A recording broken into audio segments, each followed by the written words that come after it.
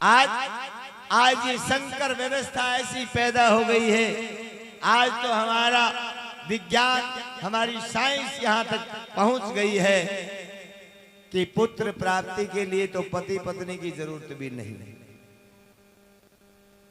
अब बताओ ये क्या है? श्री सुखदेव जी महाराज कहने लगे, राजन ये पितृ पक्ष का दोष था। कैसे?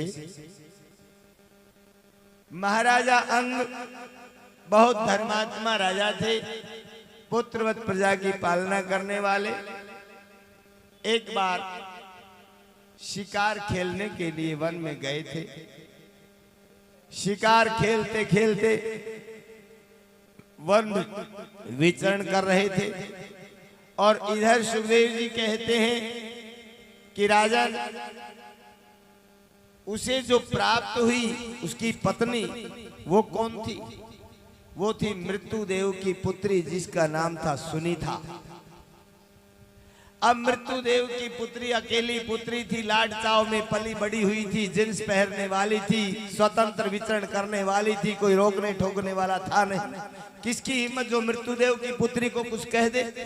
मन में आई, मन मर्जी से जाने वाली, मन मर्जी से खाने वाली, मन मर्जी से विचरण करने वाली। अब स्वतंत्र और स्वच्छंद विचरण करने वाला जीव तो ऐसा ही होता है। अब अनेक स्थानों पर जाती, संत महात्माओं का, ब्राह्मणों का अपमान करती, बड़ा आनंद आता उसको। जहां कोई भजनानंदी ब्राह्मण मिल गया जाकर के पीछे से तमाचा लगाती, कोई संत मिल गया जाके तमाचा लगाती, समाधि टूट जाती, वो खिला करके हंसती, उछल कूद करती, बड़ा आनंद आता। अब धीरे धीरे धीरे उस सुनीता से तंग आकर के संत महात्मा, आसपास में रहने वाले सब पलायन कर गए, अपना अपना स्थान छोड़ करके जंगलों में दूर चले गए। लेकिन आज सुनीता पुनः अपनी सखियों के साथ आई, ढूंढ रही है, कहीं कोई न संत मिला न कोई ब्राह्मण। हाथों में खुजलाहट होती है, बार बार कचकची जाड़ों को भींचती है, आंखों को हाथों को रगड़ती है, इधर दौड़ती है कभी इधर दौड़ती है। आज कोई नहीं मिला। दौड़ते दौड़ते ढूंढते ढूंढते गहरे जंगल में निकल जाती है। एक सुशंख नाम के संत महात्मा बैठे ध्यान में समाधि थे। देखा, उछलने लगी, पीछे से गई, दौड़कर तमाचा लगाया, सुशंख की आंखें खुली, आंखें खुलते ही देखा, रे दुष्टा यहाँ भी आ गई।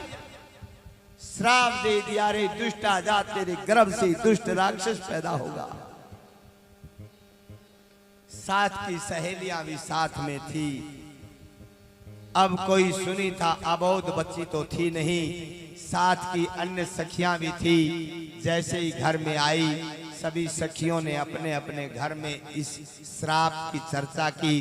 देखते ही देखते सारे संसार में ये चर्चा फैल गई कि सुनीता के गर्भ से दुष्ट पुत्र पैदा होगा। अब सुनीता विवाह के योग्य हो गई। मृत्युदेव जहां भी जिसके द्वार पर जाएं, अपनी पुत्री के लिए वर देखने के लिए निराश लौट करके आए, मुंह लटका करके आते हैं। और इस कष्ट को एक कन्या का पिता ही जानता है, जो बड़ी आस लेकर के किसी के द्वार पर जाता है, मेरी पुत्री के लिए यहाँ अच्छा वर मिलेगा, और निराश होकर के घर में लौटता है। और ढूंढते ढूंढते वर्षों निकल जाते हैं। इस व्यथा को एक कन्या का पिता समझ सकता है। भाई, ये कष्ट शब्दों से बताने के लायक नहीं। मृत्युदेव थक चुके थे, टूट चुके थे, हताश हो चुके थे। सुनीता ने अपने पिता को देखा, कहने लगी, पिताश्री आप चिंता ना करो, मैं विवाह नहीं कराऊंगी। मृत्युदेव ने कहा, बेटी विवाह तो कराए, लेकिन कोई करने के लिए तैयार तो हो। अब सुनीता ने कहा, कोई बात नहीं पिताश्री, मैं विवाह नहीं कराऊंगी, मैं तो भगवान का भजन करूंगी। इतना कह करके सुनीता भगवान का भजन करने के लिए जंगल में आ गई और गंगा के किनारे आकर के भजन करने लगी। इधर देवलोक से अप्सराएं नित्य प्रति गंगा में स्नान करने के लिए आती थी। अप्सराओं ने देखा ये नवयुवती, ये सुंदर स्वरूप, ये जवानी का समय, ये कोई भजन करने का समय है? चलो चल करके पूछ लेना चाहिए क्या कारण है। सुनीता के पास आई, बहन इस भरी जवानी में देखने में राजकुमारी नजर आती हो, लेकिन भजन करने का कारण, ये तो आनंद भोगने का समय है, तुम यहाँ जंगल में अकेले आकर के भजन करती हो। सुनीता ने सारा वृतांत बताया कि मेरे से कोई शादी करने के लिए तैयार नहीं है। क्यों? कौन चाहेगा हमारे घर में राक्षस पैदा हो? अप्सराओं ने कहा तो बहन एक बात बताएं, क्या? हम यहाँ नित्य प्रति स्नान के लिए आती हैं, आप यहाँ भजन करती हैं, हर समय भजन तो होगा नहीं, इसलिए हम आती हैं, हम तुम्हें यहाँ बहुत सुंदर सैस्वर बजाना और सैस्वर गाना और उसके साथ नाचना, ये सब आपको सिखा देंगे। जब मन करे भजन करना, जब मन करे गाना गाना, जब मन करे बाजा बजाना, जब मन करे नाचना शुरू करना। ये बात सुनीता को समझ में आ गई। अप्सराओं ने देखते ही देखते सुनीता को गाने में बजाने में निपुण किया और एक दिन की बात, महाराजा अंग अपने घोड़े पर सवार होकर के शिकार के लिए, वन विहार के लिए जंगल में विचरण कर रहे थे। शीतल मंद सुगंध हवाएं चल रही थी, शांत वातावरण था, वसंत ऋतु थी। जंगल में जैसे ही प्रवेश किया, वो सुनीता की प्यारी आवाज, वो जवानी की आवाज, वो कोयल जैसी प्यारी आवाज जब सुनीता गा रही थी और सैस्वर बजा रही थी, किलोमीटरों तक वो आवाज आ रही थी। वो आवाज वायु वेग से महाराज अंग के कान चले आए और जैसे ही आए नजदीक लगे, अपने घोड़े से नीचे उतरे। घोड़े को एक वृक्ष से बांध दिया गया, कहीं घोड़े की कोई आहट ना हो जाए और आहट से ये गाना बंद ना हो जाए। इतने लालायित हुए। अंग आगे बढ़े, आगे बढ़े। एक बहुत सुंदर नवयुवती को पेड़ की आड़ से गाते और बजाते देखने लगे। अपने जूतों को भी निकाल दिया। धीरे धीरे धीरे ऐसा आकर्षण हुआ, महाराजा अंग सुनीता के नजदीक लगने लगे और उसके रूप, यौन और मधुर वाणी पर मानो सर्वस्व दान कर दिया हो। जवानी का समय था। पास में नजदीक में एक पेड़ की ओड़ में छुप करके रूप को निहारने लगे और गाने को सुनने लगे। भूल गए शरीर और संसार को। उसी समय अप्सराओं के आने का समय हुआ। अप्सराएं आई।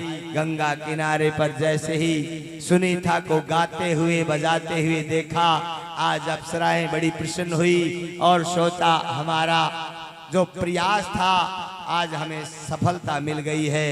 एक अप्सरा की नजर पड़ी पेड़ की आड़ में छुपे हुए महाराजा अंग के ऊपर। उसने कहा, बहन हमारी इस योजना को सफलता ही नहीं महासफलता प्राप्त हुई है। कैसे? कि देखो ये नौजवान कोई राजकुमार, कोई राजा किसी देश का नजर आता है। अब देखा, एक आंख एक दृष्टि से सुनीता को देखती हैं, एक दृष्टि से महाराजा अंग को देखती हैं और देखते ही देखते देखा इन दोनों की जोड़ी कितनी सुंदर लगी। धीरे धीरे अप्सराएं भी आई, आगे बढ़ी। पेड़ की आड़ में छुपे हुए चक्रवर्ती महाराजा सम्राट अंग को पीछे से आकर के थपथपाया और महाराजा अंग चक्रवर्ती होने के बाद भी पीछे मुड़ करके देखा तो मानो चोरी पकड़ी गई हो। कांपने लगे, कहने लगे। अप्सराओं ने पूछा, क्या कर रहे हो? नहीं नहीं नहीं, कुछ नहीं कर रहा, कुछ नहीं। बार बार पूछा। महाराजा अंग ने कहा मैं गाना सुन रहा था। अप्सराओं ने कहा गाना अच्छा लगा, बहुत सुंदर। गाना ही अच्छा लगा या गाने वाले भी कुछ पसंद आई? वो जवानी का, वो मस्ती का समय था। जवानी अंधी होती है प्यारे। महाराजा अंग इतने बड़े राज्य को संभालने वाले भी आज बिना सोचे महाराजा अंग ने कह दिया गाने वाली भी पसंद है, बहुत सुंदर है। क्या पत्नी रूप में स्वीकार कर सकते हो? राजा ने कहा इससे अच्छा सौभाग्य मेरा क्या हो सकता है। उसके ऊपर तो नौछावर हो चुके थे। वहीं पर अप्सराओं ने सुनीता के साथ महाराजा अंग का गंधर्व विवाह करवा दिया और सुनीता को पत्नी बना करके अपने घोड़े की पीठ पर बिठा करके अपने राज्य में आ गए। अब समय निकलने लगा। समय पाकर के सुखदेव जी कहते हैं राजन सुनीता गर्भवती हुई और जैसे ही गर्भ धारण किया सुनीता के मन में एक ही विचार है, एक संत का श्राप है, मेरे गर्भ से दुष्ट पुत्र पैदा होगा। माताओं से मैं कहना चाहूंगा ये कथाएं सुनने के लिए नहीं, इन कथाओं से शिक्षा लेनी चाहिए।